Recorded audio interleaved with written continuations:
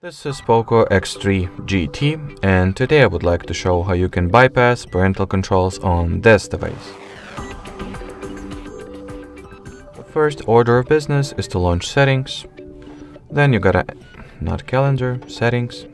Then you gotta enter the Google category, tap at the Manage Your Google Account button over here. Onwards, open the Data and Privacy page.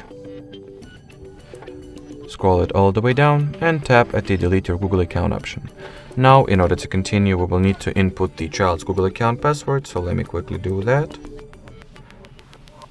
Once the password was input, tap at the Next button.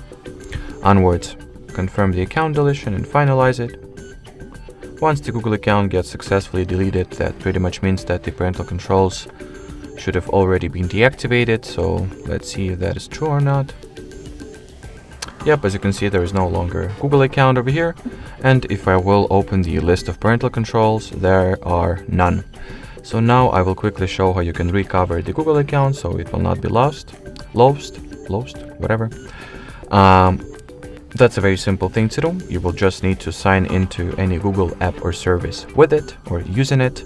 I usually go for the Google Play Store, so you can copy me if you want to, and log into or sign into the Play Store as well. That's the message you should see if you did everything right. And then after this message appears, follow it by inputting the account password. And as you can see, we've gotten the something went wrong error.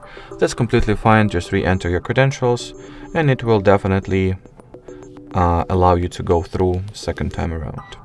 And you will be able to finish the sign in and be sure that the account was successfully restored.